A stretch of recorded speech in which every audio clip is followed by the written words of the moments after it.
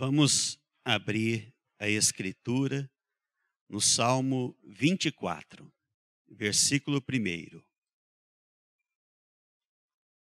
Salmo 24, versículo 1. Do Senhor é a terra e a sua plenitude, o mundo e aqueles que nele habitam. Porque ele fundou sobre os mares e firmou sobre os rios. Quem subirá ao monte do Senhor, ou quem estará no seu lugar santo?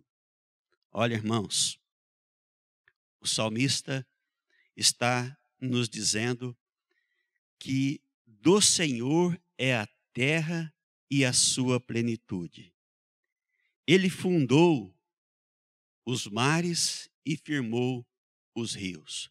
Tudo foi feito pelo nosso Deus, pelo Criador de todas as coisas. Quem poderá estar na condição de nosso Deus? Quem poderá estar no lugar do Deus Criador do universo e de todas as coisas? Ele criou a terra, a sua plenitude, o mundo, todas as coisas que nós enxergamos no mundo e aqueles, nós, que habitam o mundo. O Senhor criou todas as coisas. A Ele nós devemos tudo.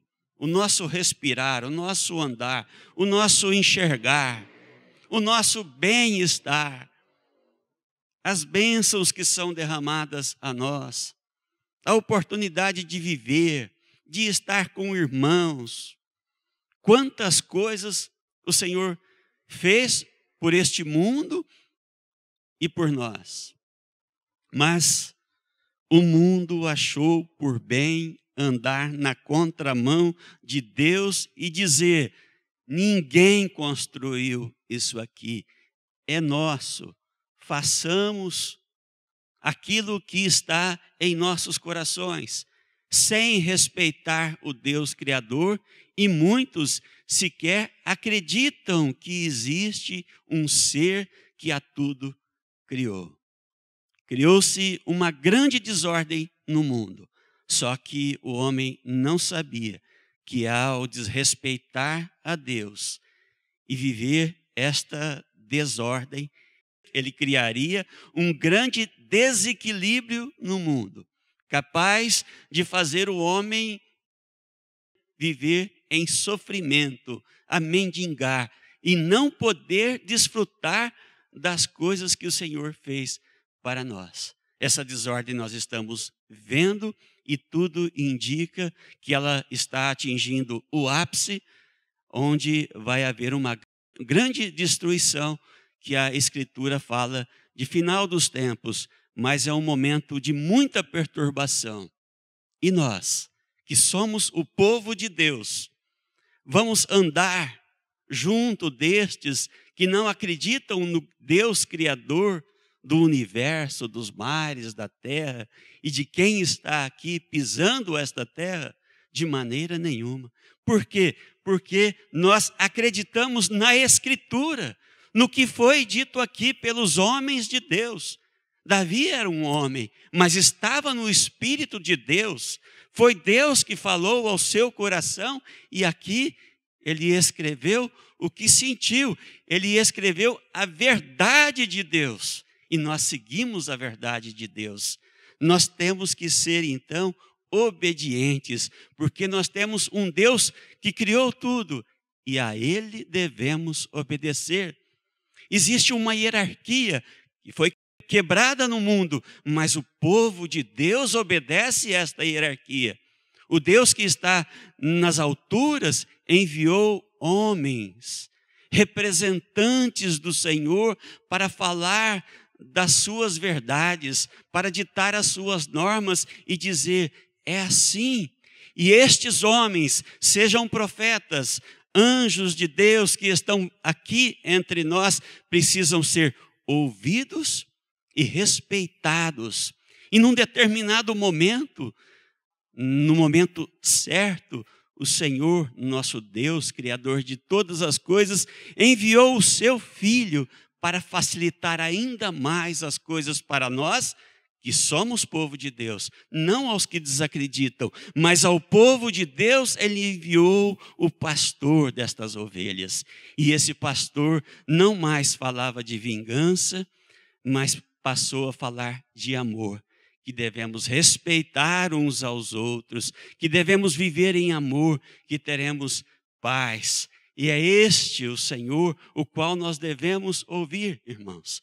Então, que sejamos ordeiros. O povo de Deus precisa ser ordeiro, porque há um espírito ruim em nós em dizer: eu sou melhor do que você, porque este espírito que foi trazido a este mundo, né, pela descrença, este inimigo que entrou e colocou no coração que os homens são autossuficientes, ele também contaminou as ovelhas do Senhor, que somos nós. Mas nós devemos dizer não a este espírito. Nós buscamos um outro espírito, que é o espírito de obediência, e olhar para o Senhor e dizer: Senhor, o que queres que eu faça? Quais os homens que eu devo obedecer? Porque a minha obra, quem eu sou, está declarada em mim e em minha vida. Quem eu sou está declarado já. Eu não preciso questionar. Basta eu olhar para a minha vida e ver a inércia, e ver os padecimentos, e ver as angústias, e ver o espírito crítico que está em mim, olhar e observar e viver a reclamar da vida, querer uma outra vida, sendo que esta vida que eu vivo foi colocada por Deus para que eu a vivencie, não o contrário. Então eu preciso aceitar, eu preciso buscar este espírito que me traz luz. Aí passarei a ser agradecido, a observar as coisas que o Senhor colocou para enfeitar este mundo e trazer alegria aos nossos corações. E este homem que observa as maravilhas do Senhor e é obediente, ele passa a ter alegria ao acordar, ver os pássaros. Ele muda, o Senhor nos transforma. Que aproveitemos, que o povo de Deus aproveite esta oportunidade para deixar aquele homem velho e de uma vez por toda se tornar liberto da escravidão causada pelo jugo do inimigo de Deus, de Satanás. Nós somos o povo de Deus e obedecemos somente a Jesus Cristo, o Senhor nosso.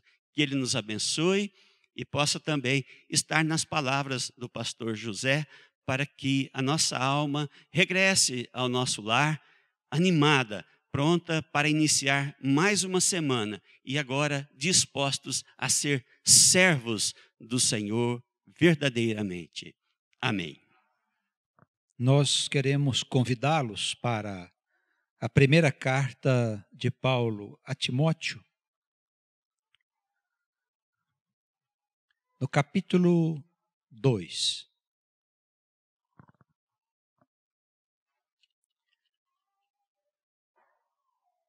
Primeira carta a Timóteo, capítulo 2.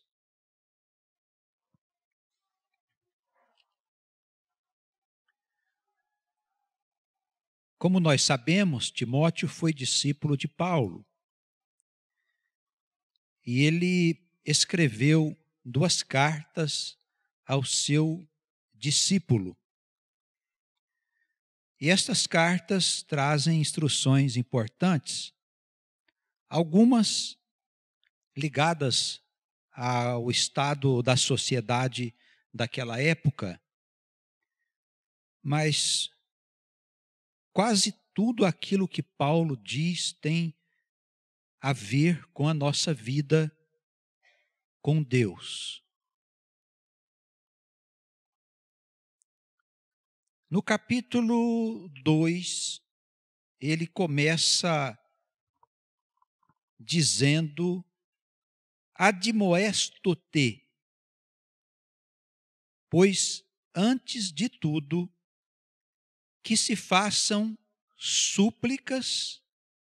Esta palavra deprecação significa súplica, orações, intercessões e ações de graça por todos os homens. Admoesto-te. O que quer dizer admoestar? Significa instruir com brandura. Quando nós vamos falar a alguém da palavra de Deus, ou se vamos instruir um filho nosso, ou nossa esposa, ou nosso marido, ou seja quem for, esta palavra precisa estar firme dentro do nosso coração, porque ela quer dizer instrução e de maneira branda, quer dizer eu preciso ir devagar quando eu quero ser ouvido. Se eu fizer de outro jeito, não vou conseguir. A palavra é abençoada e foi-nos ensinada pelo apóstolo. O apóstolo que veio falar aos gentios, aos que não faziam parte do círculo do povo escolhido que estava em Israel. Jesus enviou a Paulo para que ele instruísse os gentios.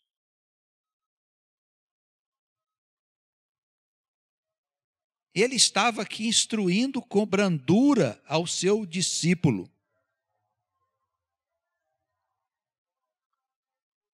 Mas a palavra, ela nos alerta que as nossas orações, as nossas súplicas, intercessões e ações de graça, elas precisam ter um sentido universal.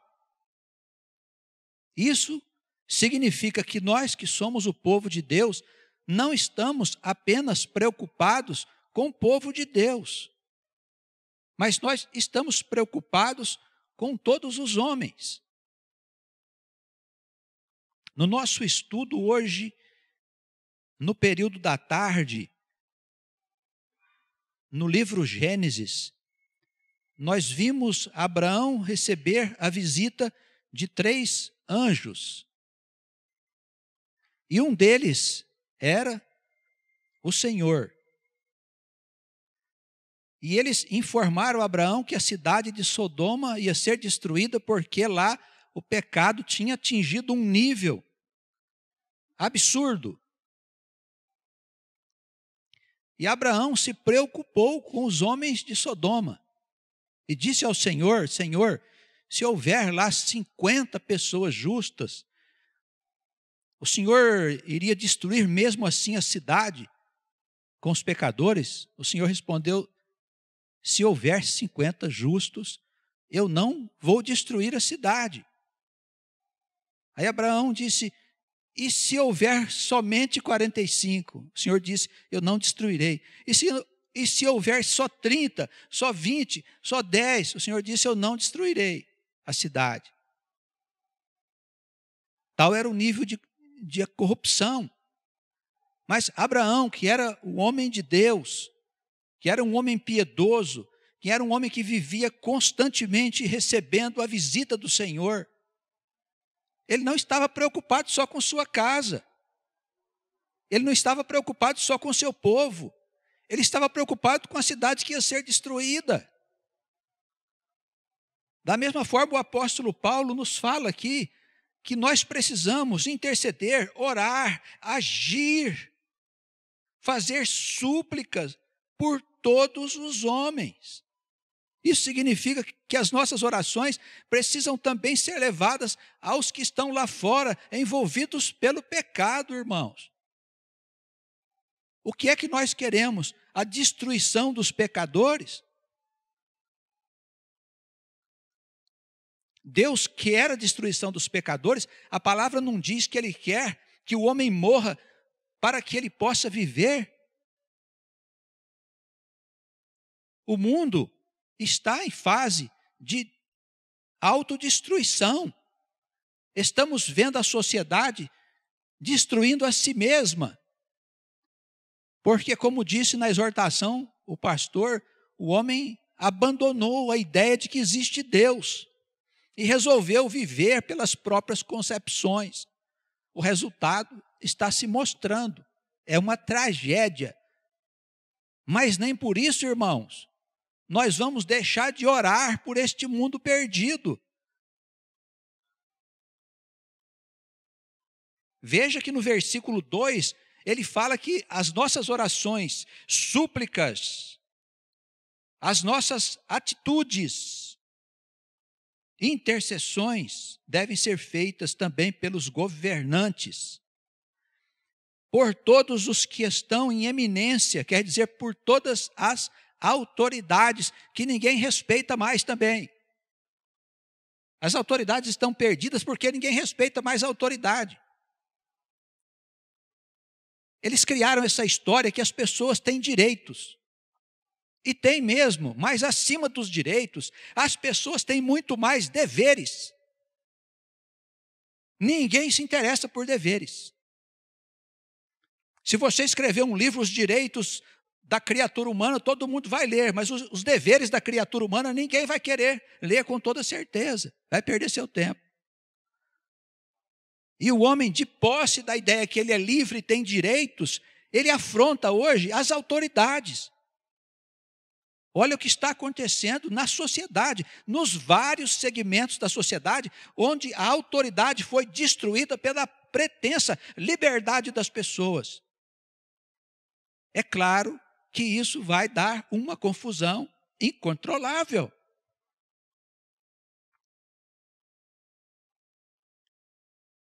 Nós estamos vendo os governantes perdidos,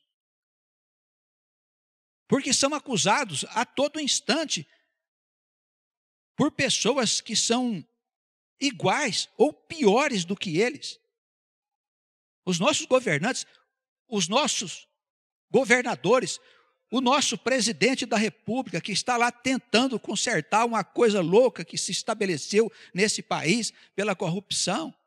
Os meios de comunicação, os jornais, as redes televisivas, elas querem fazer confusão, na verdade, não estão interessadas no bem-estar da comunidade, no bem-estar do povo.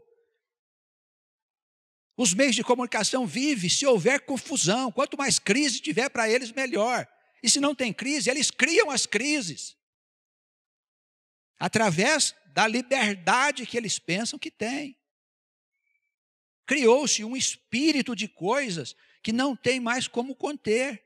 Por quê? Porque houve uma revolta do homem contra a autoridade de Deus. E se o homem se revolta contra a autoridade de Deus, ele se revolta contra a autoridade dos homens também. Os filhos não respeitam os pais, por quê? Não é porque são mal educados, não.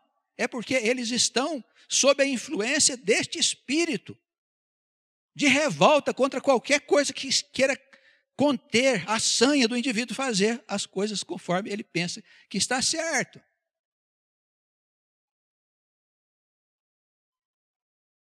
Nós vamos viver como vivem esses homens que se deram ao mal, que se deram à falsa liberdade. Nós temos que ser diferentes. Precisamos ser exemplos para o mundo. Ainda que o mundo inteiro ande no outro rumo, queira fazer a coisa errada, nós precisamos preservar o nosso espírito, a nossa família, os nossos filhos, a nossa comunidade, porque nós somos o povo de Deus. Nós fomos chamados para ser a geração, sementes da geração futura. Por isso o apóstolo diz, olha, as suas orações precisam ser também para os nossos governantes e para os que estão em eminência na sociedade, de maneira que nós possamos ter uma vida quieta e sossegada em toda a piedade e honestidade. Oremos, irmãos. Nós não temos ainda ideia do poder que nós podemos ter sobre nós quando oramos, intercedendo pelas pessoas, pelo mundo, pela nação, pela cidade, para que haja ordem, clamando a Deus, o poder de Deus, que possa vir sobre nós e possa nos ajudar para que a gente consiga viver. Nós estamos vendo hoje falar muito mal do nosso país. Nosso país é uma terra abençoada, irmãos. Se nós não estamos com PIB, se estamos crescendo ou não crescendo, estas coisas podem ser reais até certo ponto. Mas o que é que nós temos necessidade para viver? O que é que nós temos que é necessário mesmo para a nossa vida? Será que nós precisamos de riquezas, de bens, de expandir as nossas riquezas para que a gente seja cada vez mais rico? Irmãos, ninguém está passando fome. A realidade é que existem muitas pessoas que estão desempregadas, mas elas não querem deixar a cidade onde elas estão morando para arrumar emprego em outro lugar. E todo mundo trabalha de uma forma ou de outra e consegue sustentar a sua família. Nós temos liberdade para ir, para vir. Nós temos segurança para ir, para vir. É uma terra abençoada. E nós, como povo de Deus, precisamos continuar orando pelo nosso país, pelos nossos governantes, pelas nossas autoridades. Nós não podemos dizer, olha, quanto pior, melhor, porque o reino de Deus vai chegar, então eles que se danem. Não, nós não podemos pensar assim. Nós precisamos também pensar no que vai acontecer com os pecadores, pessoas que se deixaram levar pelo espírito desse mundo. São irmãos nossos. Por enquanto não são povo de Deus, mas um dia vai ser povo de Deus.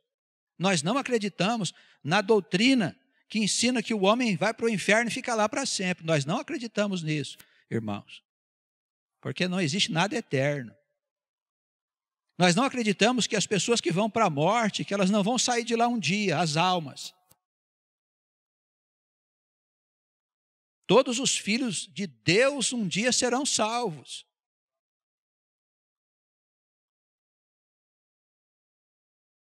Muito menos acreditamos, irmãos, que há um erro na criação, que um anjo resolveu se revoltar contra Deus. É claro que isso é história para criança pequena.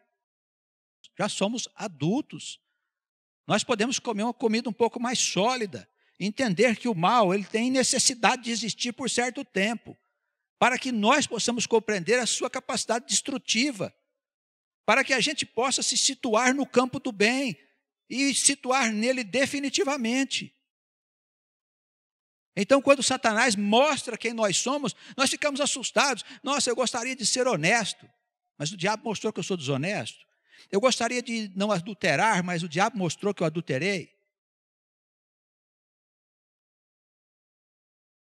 Isso é motivo para nós nos envergonharmos? Não, absolutamente, irmãos. O mal existe para mostrar o mal que há dentro de nós. Uma vez tomado consciência do mal, uma vez que a gente passou a entender que o mal só pode trazer dor para nós, então nós temos o anseio de um dia nós sermos conforme a imagem do Senhor. Mas estas coisas não acontecem do dia para a noite. Não é possível, irmãos, que a água suja se torne água límpida de um dia para o outro. A água precisa ir limpando conforme o Senhor vai acrescentando água limpa nela. Há um tempo. Não se envergonhe do seu pecado. Não se envergonhe das coisas erradas que você fez. Isso faz parte da nossa experiência como filhos de Deus.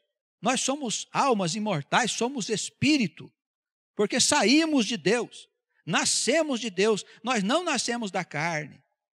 A carne é só uma roupagem que os nossos pais terrenos nos deram para que nós pudéssemos viver uma experiência de credenciamento, de crescimento espiritual. E sendo assim, se somos imortais, se saímos de Deus, se Deus tem um plano para esta humanidade, se Deus está nos chamando para participar desse plano, eu preciso saber o que Ele quer que eu faça. As coisas que eu fiz de errado vão ficar para trás, irmãos. Entregou o Senhor, Senhor. Se eu vou fazer de novo, se eu não vou, isso não é problema meu mais. A minha vida foi cedida a Jesus. Por que eu digo isso? Porque o Senhor, Ele tem poder sobre todo o planeta. O Senhor governa a natureza, governa os eventos da vida, governa todas as almas, todas as influências que existem nesse mundo, que a gente vê, que a gente não vê. Jesus tem poder sobre essas coisas. Você quer estar do lado de quem? Agora, entender, compreender, isso aí é para um outro tempo, é mais para frente. Entrega a tua vida a Jesus. Diz, Senhor, toma posse da minha vida. Eu quero viver contigo a partir de agora. Não sei o que vai ser, mas eu confio em ti. Eu quero participar do reino. Eu quero preservar a minha vida, a vida da minha família, dos meus filhos, dos meus pais, das pessoas que eu conheço. Eu quero que eles estejam comigo no reino. Se você quer, e esse desejo for sincero e verdadeiro, você pode. Você vai ter. Amém?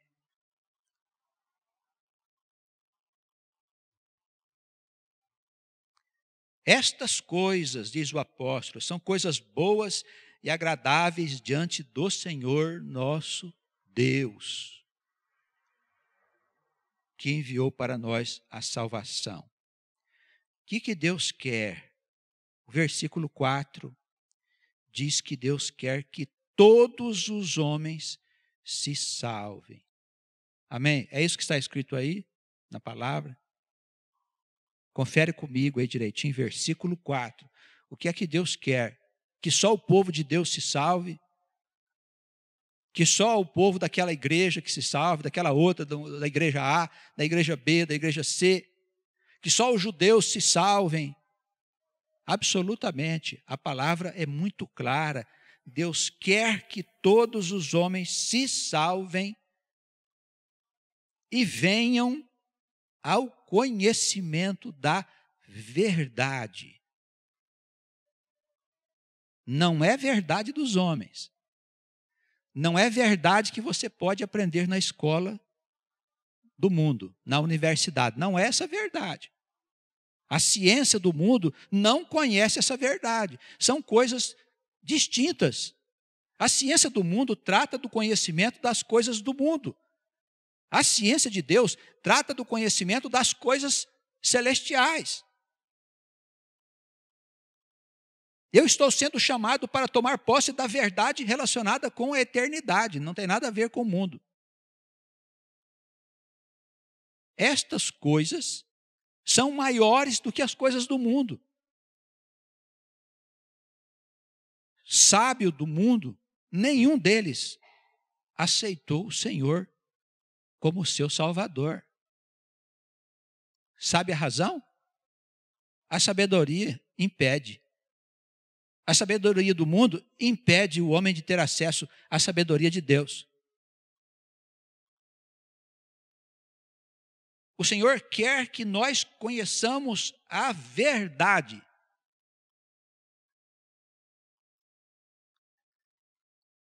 Pastor, fala para mim, então, como é que eu começo nessa verdade? Me fala a base da verdade. Me fala o fundamento, o alicerce, o primeiro passo. O versículo 5 diz para nós: o fundamento da verdade que este Deus quer nos revelar. Há um só Deus. Já dispensou espírito, já dispensou potestade, já dispensou os cristais, as pirâmides, as estátuas, já dispensou tudo isso, irmãos. Isso precisa falar fundo nos nossos corações. Há um só Deus e um só intermediário entre nós e Ele. Quem é o intermediário? Está escrito aí? Jesus Cristo, homem. Por que o apóstolo colocou que Jesus Cristo homem? Para você não confundir ele com Deus. Jesus Cristo não é Deus. Jesus Cristo é o Filho de Deus. Ele é o intermediário. Significa o quê? Que tudo que você for pedir a este Deus, você deve fazê-lo em nome de Jesus. Um só intermediário. Estamos dispensando qualquer outro intermediário. Embora nós tenhamos necessidade dos pastores para administrar a vida da igreja, eles não são intercessores. Eles não são intermediários. Eles podem interceder como nós podemos interceder por alguém. Mas mediadores, olha que a palavra aqui fala mediador. Ponte. É a ponte entre nós e Deus, Jesus Cristo. Esse é o começo do conhecimento das coisas que nós não vemos. A partir daí, tudo começa a ter um sentido para nós. Há um só Deus. Isso está por toda a Escritura, desde o Gênesis. Do Gênesis ao Apocalipse. Há um só Deus. Paulo acrescenta, um só mediador. Jesus Cristo, nosso Senhor e Salvador.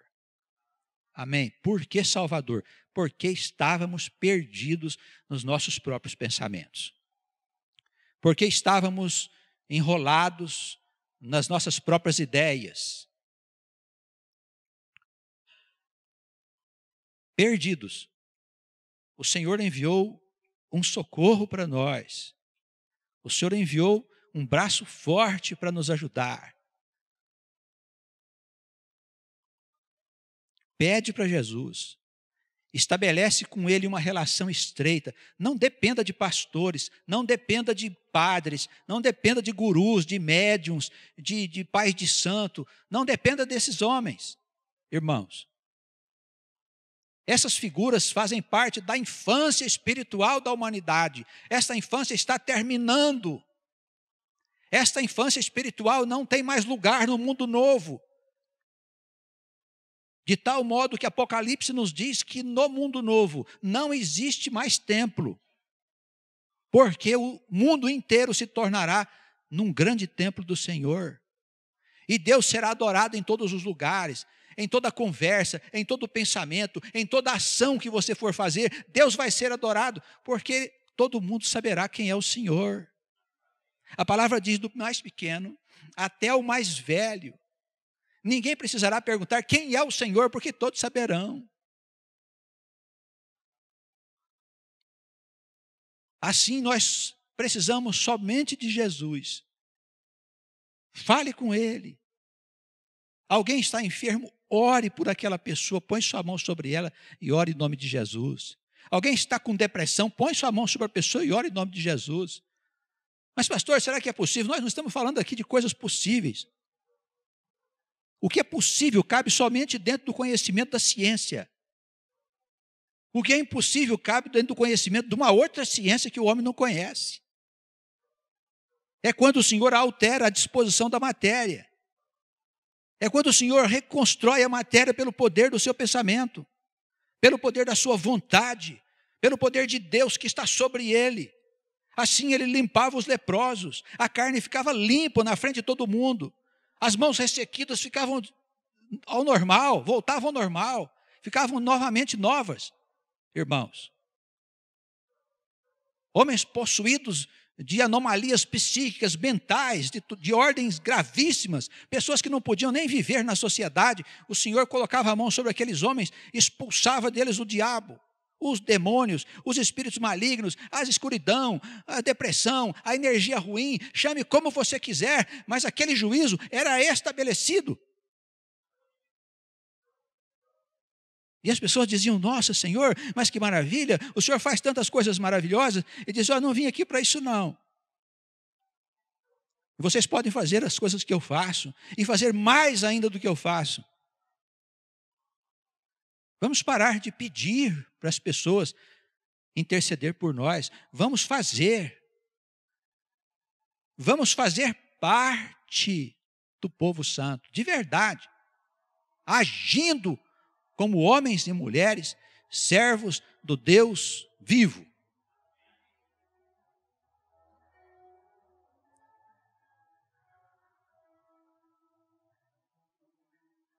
O Senhor se deu a si mesmo em preço de redenção por todos nós, servindo de testemunho a seu tempo. Morreu naquela cruz para que nós pudéssemos ter redenção. Para o que digo a verdade em Cristo, não minto, fui constituído pregador e apóstolo e doutor dos gentios na fé e na verdade. E conclui a instrução que ele dá a Timóteo, dizendo assim, quero, pois, que os homens orem em todo lugar, levantando mãos santas para os céus, sem ira nem contenda. Amém. Por quê? Porque a contenda e a ira impedem que as nossas orações cheguem até o Senhor. Irmãos, nós entramos em contato com o Senhor através do nosso pensamento. O nosso espírito, ele irradia o nosso pensamento. É como uma onda de rádio que viaja no universo. E não tem limites, porque não precisa de uma potência para poder viajar. O nosso pensamento chega até nos confins do universo.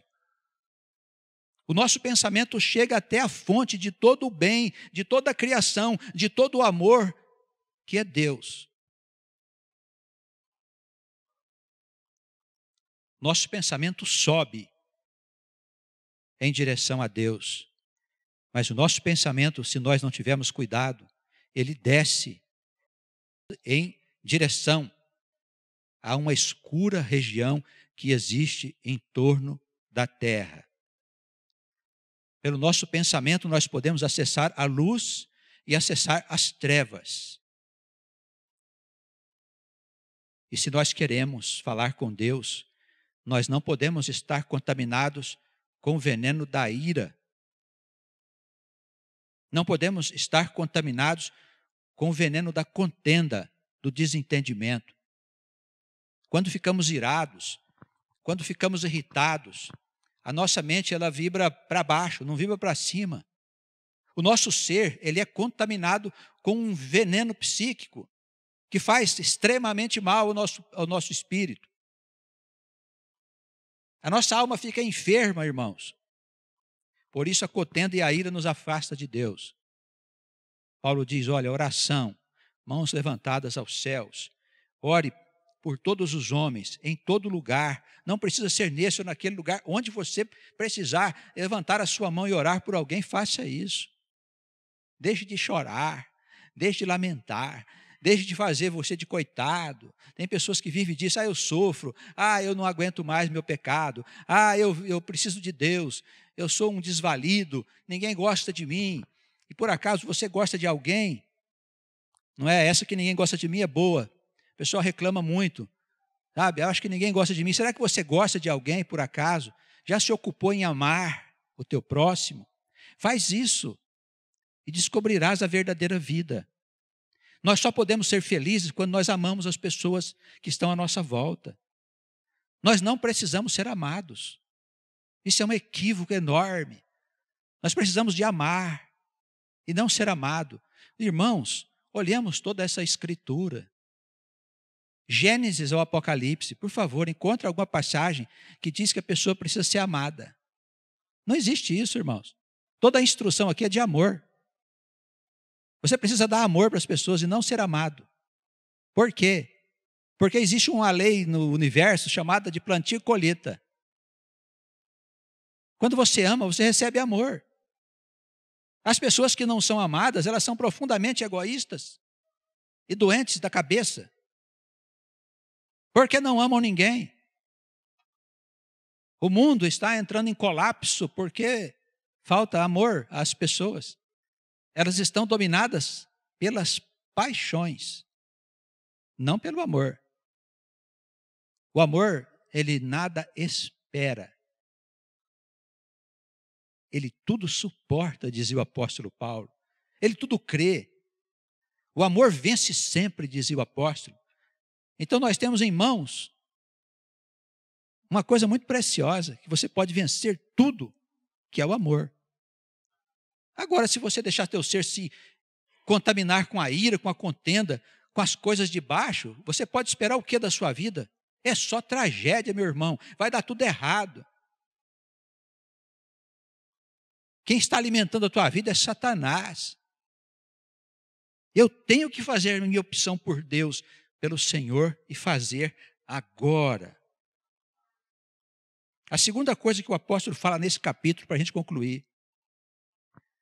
Do mesmo modo, as mulheres, olha agora o apóstolo está virando a instrução para o lado feminino.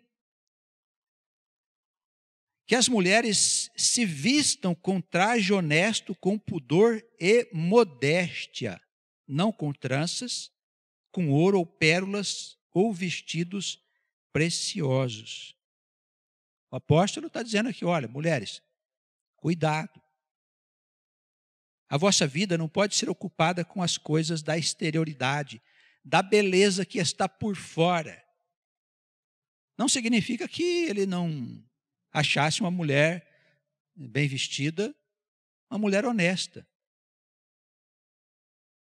Não são os trajes que fazem a mulher por dentro, mas se a mulher só se ocupar disto, na verdade ela está mostrando que por dentro ela não tem nada. O apóstolo diz, olha, toma cuidado com isso. A mulher de Deus, ela precisa se vestir convenientemente. Concorda, irmãs?